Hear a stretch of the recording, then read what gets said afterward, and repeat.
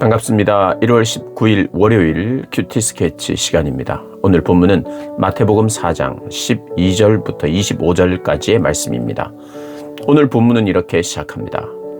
예수께서 요한이 잡혔음을 들으시고 갈릴리로 물러가셨다가 나사렛을 떠나 스불론과 납달리 지경 해변에 있는 가버나움에 가서 사시니 이는 선지자 이사야를 통하여 하신 말씀을 이루려 하심이라. 일러스되 스불론 땅과 납달리 땅과 요단강 저편 해변길과 이방의 갈릴리여 흑암에 앉은 백성이 큰 빛을 보았고 사망의 땅과 그늘에 앉은 자들에게 빛이 비치었도다 하였느니라. 이때부터 예수께서 비로소 전파하여 이르시되 회개하라 천국이 가까이 왔느니라 하시더라. 오늘 본문은 비로소 천국을 전파하시는 예수님의 사역, 그 사역의 시작을 알리는 본문입니다. 그 시작을 요한이 잡혔다. 세례 요한이 잡혔음을 들으시고 이제 세례 요한의 사역이 이제 마무리되면서 예수님이 본격적인 사역을 시작하신다고 말하고 있는 거예요.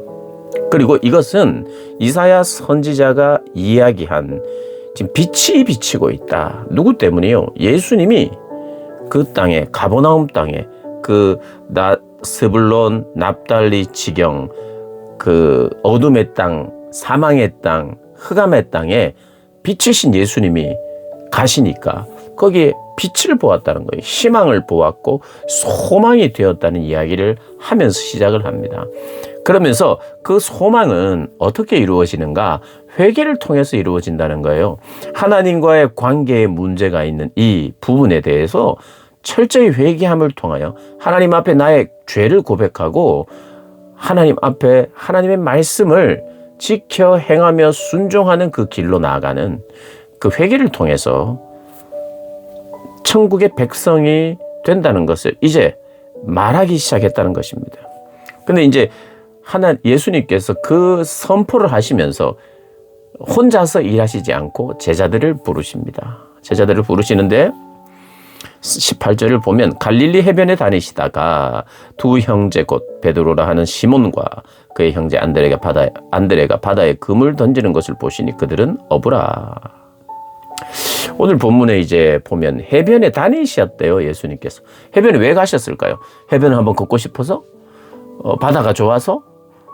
해수욕하러? 그런 건 아닙니다.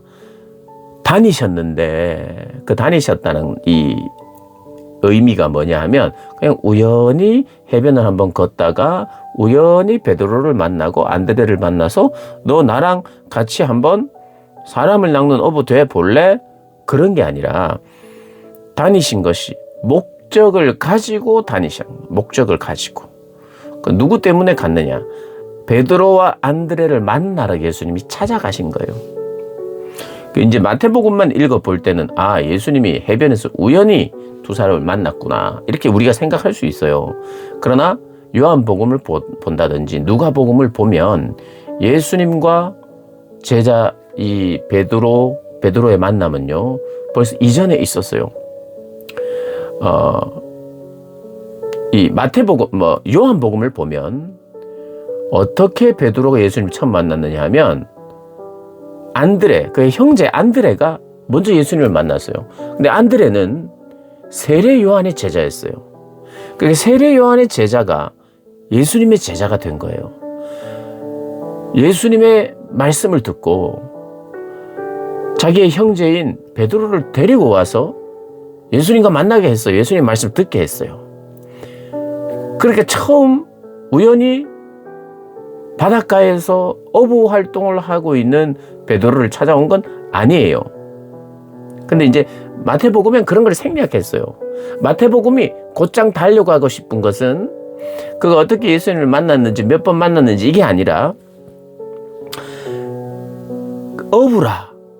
그리고 말씀을 하셔서 나를 따라오라 그랬더니 바로 따라가는 거예요. 마태복음은요, 이 내용의 전개 전체가 왕으로 오신 예수님, 왕이세요.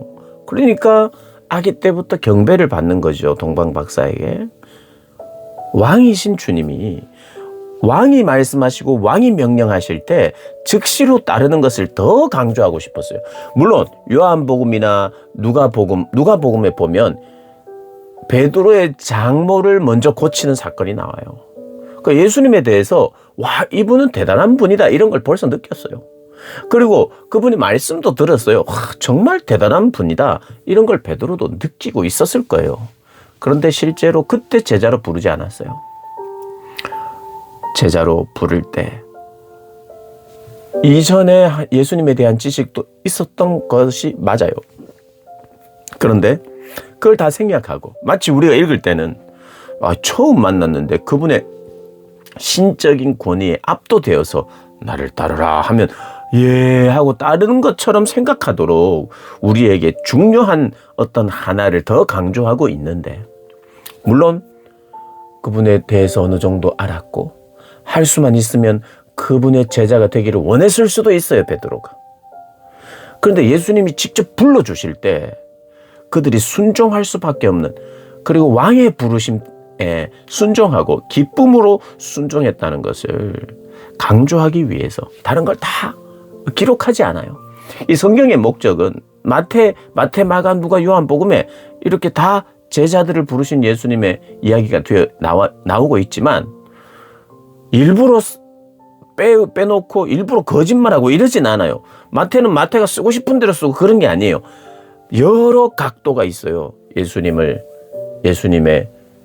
어떻게 제자들을 만나왔는지 성경이 전부 다 쓰지 않아요. 꼭 필요한 것들을 다 썼는데 사복음서를 보니까 조금씩 차이가 있어요. 그러나 한 부분을 강조하면서 보여주는 거예요.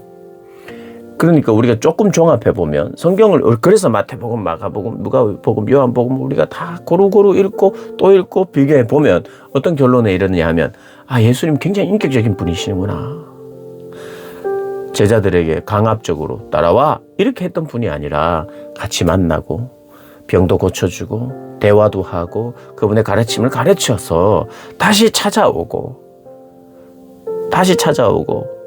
일부러 찾아오고, 그래서 만나서 때가 되어서, 오늘 본문에 보니까 예수님이 때가 되어서 이제 가버나움으로 가셨듯이 제자들과도 만나고 있었어요. 근데 때가 되자 제자로 부르시는 거예요. 근데 때가 되니까 베드로가 그 왕의 부르심 앞에 나를 따라오라 할 때 그물을 버려두고 내 모든 삶의 나의 생계가 달린 문제까지도 내려놓고 그분의 가장 거룩하고 아름다운 부름에 응답하는 모습을 우리에게 보여주는 거예요. 그리고 너무 멋진 말을 하잖아요. 네가 지금까지는 고기를 낚았어. 바다에서 고기를 낚았어. 그래서 그것으로 네가 생계를 꾸렸지. 근데 이제는 사람을 낚아서 살리는 사람. 그러니까 이것은 어떻게 보면 물에 빠진 사람을 살리는 거예요. 물에 빠진 고기를 잡아서 먹었다면, 물론 고기는 물에 빠져 있는 게 아니죠. 물에서 사니까. 물에 사는 고기를 건져서 그렇게 먹었다면 이제는 네가 사람을 살리는 사람으로, 사람을 살리는 사람 낚는 업으로 나와 함께 하지 않겠느냐. 그럴 때 기쁨으로 감당하는 거예요. 내 인생의 주인이 그분이라는 거예요. 내 인생은 뭐였어요? 업으로 살아가는 거였어요. 그런데 내 인생을 내려놓고 그분이 내 인생의 주인이십니다라고 고백하는 장면이 바로 오늘 본문의 장면입니다. 내 삶의 현장에 오셔서 어떨 때는 그 일을 그대로 하게 하면서 하나님이 부르실 때도 헌신하기도 하세요. 모두가 내 생업을 다 내팽개치고 그렇게 해야 되지 않아요. 그렇게 할 필요 없어요. 주님은 다 그걸 원하지 않아요. 전부 다 네가 어부였으면 어부 때려치우고, 선생님이었으면 선생님 때려치우고, 네가 무슨 사업가였으면 사업 때려치우고. 사업은 하나님의 일이 아니고 하나님의 일은 이렇게 전도하고 따라다니는 것만 하나님의 일, 그런 게 아니에요. 그러나 그럼에도 불구하고 하나님이 너의 생업이냐 하나님이냐를 물을 때가 있어요. 그 생업을 그대로 하면서도 내 삶의 모든 생업도 내려놓을 만큼 주님은 중요하신 분이시고 주님은 나의 왕이십니다. 왕이 그러라고 하면 저는 그리고 그렇게 해야 될 사람입니다. 그렇게 해서 베드로와 안드레가 그물을 버려두고 갔어요. 주님을 떠났어요. 그리고 좀 더 가시다가 다른 두 형제를 만났는데 야고보와 형제 요한이에요.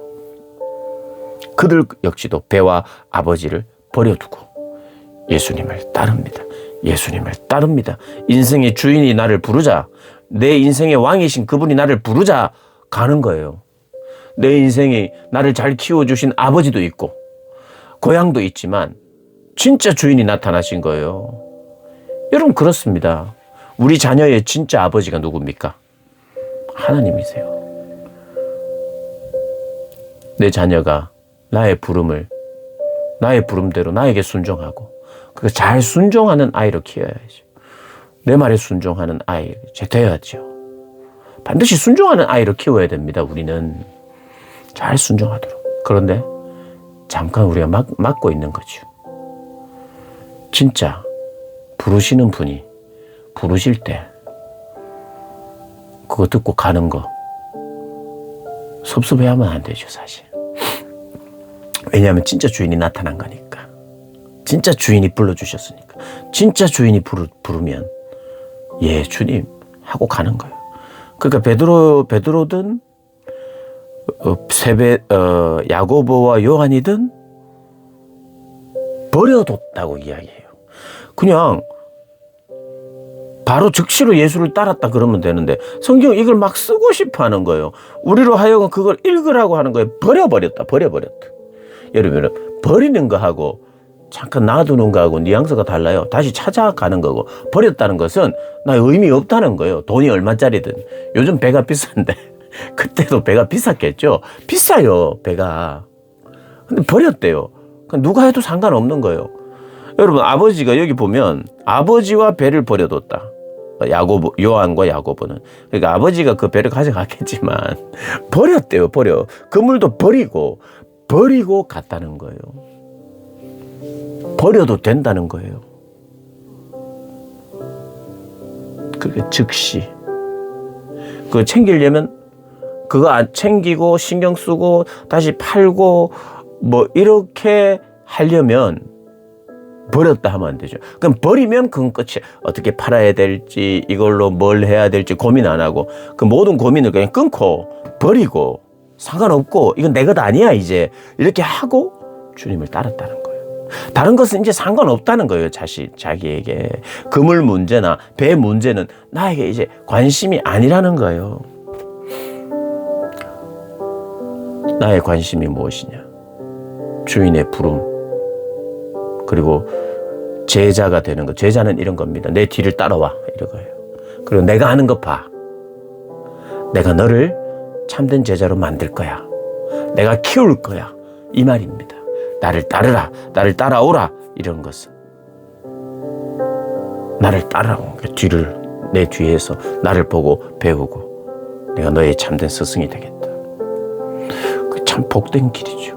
주님을 따라가면서 주님이 하신 일을 보면서 그분을 닮아가도록 그분이 나를 만들어 가신대요.